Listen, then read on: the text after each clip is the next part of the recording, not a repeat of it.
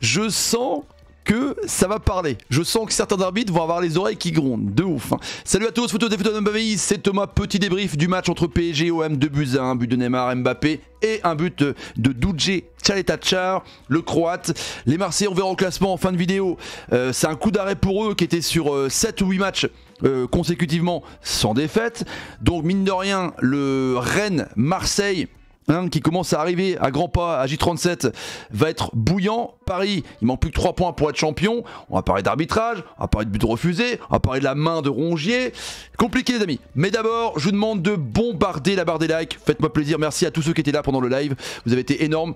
Je vous dis, c'était un match pas non plus évident en termes de rythme. Il y a eu beaucoup de fautes, énormément de cartons. Neymar qui était énervé, qui aurait pu peut-être prendre un peu plus. Il était hors de lui. Bombardez la barre des likes les frérots. Bombardez la barre des likes et partagez la vidéo sur Twitter, Facebook, Instagram et Snapchat évidemment. Donc la vidéo est sponsorisée aussi par OneFootball, la première application mondiale. Bam, de football gratuit sur iOS Android.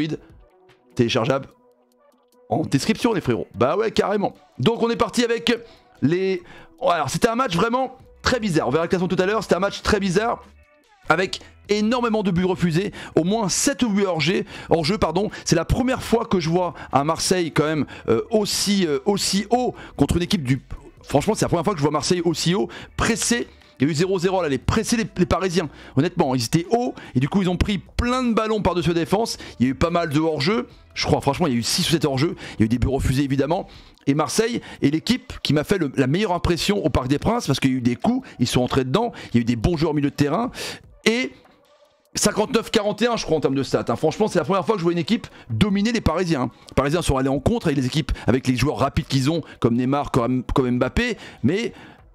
ils doivent être fiers les Marseillais. Ils doivent être fiers parce qu'en jouant comme ça, ils peuvent clairement rester deuxième, honnêtement. Et puis il y a eu donc très rapidement des Parisiens qui se sont commencé à jouer dans le dos avec un Messi, avec des joueurs qui essayaient de passer par-dessus Saliba et Çalhanoğlu très intelligemment. Et ça s'est passé avec une super passe transversale pour Neymar qui fait un petit piqué magnifique devant Paul Lopez. Et là donc 1-0.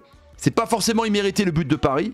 Après il y a eu un 2-0 refusé, il y a eu plein de VAR. Et à la 31e minute de jeu les amis, il y a l'ami Çalhanoğlu qui marque un but d'égalisation valable sur une sortie de Donnarumma complètement éclatée. D'ailleurs dites-moi les amis en commentaire, Donnarumma, franchement, entre la boulette de Benzema et là la boulette qu'il fait avec la sortie dégueulasse qu'il fait, et après il y a cafouillage time, et puis c'est du coup c'est Çalhanoğlu qui est resté là, qui pousse ce ballon au fond des filets, partout. Mais Donnarumma, quand t'as Navas sur le terrain, je ne comprends pas les frérots franchement.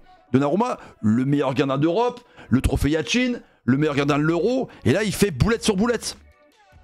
Navas pour moi est meilleur que Donnarumma, dites-moi en commentaire ce que vous en pensez en tout cas. Ensuite, le fait de jeu de ouf, évidemment. Ça Saliba on en parlera tout à l'heure avec le Texier. On est à la 47e minute de jeu. Donc 45 plus 2 dans le temps réglementaire. Il y a je prends mon ballon. Ici. Il y a Neymar qui arrive, qui frappe au niveau des 6 mètres on va dire quasiment. Et le bras de Valentin Rongier dévie le ballon. Il a un pied dans son opération, un pied extérieur.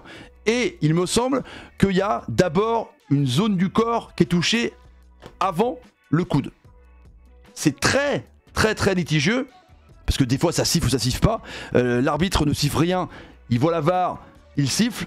Et c'est donc Mbappé qui marque le but pour tromper Paul Lopez. 2-1. Et tu dis, franchement, c'est le pire moment. 49e, il y avait 4 minutes d'arrêt de jeu, franchement. Donc dites-moi en commentaire, les amis, est-ce qu'il y avait pénalty pour vous? Premier fait de jeu, on est d'accord. Après, la seconde période commence. Et là, le rythme ronronne, mais tellement ronronne que c'est vraiment insupportable de haut. Je vous jure, c'est vrai.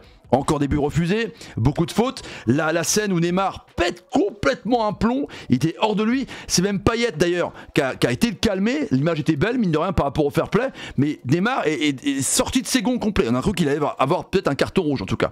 Donc le match était tendu sur les fautes. Hein. On a pas mal d'actions. Gendouzi qui a pris pas mal de coups en tout cas. Un match âpre au milieu de terrain. Ensuite, donc, il y a ce but refusé, les amis, de Saliba. Sur un coup franc, il y a 2 hors-jeu. Si je ne me trompe pas, je crois, tu dois avoir un Gerson qui est hors jeu et un autre joueur, je sais plus. Et du coup, à l'œil nu, on voit pas du tout Saliba hors jeu. Et quand on voit la VAR, parce qu'il y a un doute, du coup, l'arbitre, quand il y a une erreur manifeste, il est contacté par la VAR, il va le voir ou non en fait. Et là, il y a un poil duck, hein, franchement, un poil duck limite. Hein, et Saliba est hors jeu, but refusé. 2 buts à 1. Là, c'est chaud, hein. Il y avait 2-2. C'est là que tu vois vraiment que la VAR, c'est incroyable parce que il n'y aura pas eu de VAR, le but a été accordé, c'est 2-2. Donc Saliba, fausse joie. Le 2-2 n'était pas forcément non plus immérité pour les Marseillais. À mon avis, dites-moi en commentaire. Mais quand tu vois tous ces faits de jeu, avec donc le pénalty à la mi-temps, juste à la mi-temps, le but refusé de Saliba, les buts refusés aussi sur hors-jeu, où il y a un doute sur un des 2 buts d'Mbappé refusés, le Texier, un peu jeune, je trouve, n'a pas forcément géré son match, a donné beaucoup de cartons, mais c'était pas forcément non plus le meilleur arbitre qu'on a vu sur le terrain. Donc les amis, j'ai besoin de vous pour vous me disiez en commentaire un petit peu votre ressenti sur ces fautes, sur tous les fautes de jeu qu'il y a eu et sur ce triste classico avec beaucoup plus de coups que de jeu quand même. Même si Marseille, je trouve, a fait un match cohérent et c'est la première équipe que je vois qui domine autant les Parisiens au Parc des Princes. Non, franchement, c'est assez impressionnant. Du coup, Marseille, 59 points. Je vous dis, Marseille recevra Nantes mercredi. Il y aura à la J37 un Rennes-Marseille pour la seconde place ou pas, parce que Rennes a perdu contre Monaco. Et Paris, donc, il manque plus de 3 points pour être champion. Un petit Paris, un Marseille ambitieux, qui a joué haut, qui s'est fait prendre en compte pas mal de fois, mais des hors-jeux de peu et des faits de jeu. Voilà ce que je vous propose, amis, comme débrief. Mettez-moi en commentaire ce que vous en pensez. Et n'hésitez pas à bombarder la barre des likes, partager la vidéo sur Twitter, Facebook, Instagram, Snapchat. Et puis à très vite. Salut, salut, salut, salut. Et salut. Et le Texier, lui, ça va être chaud pour lui. Ça va être chaud.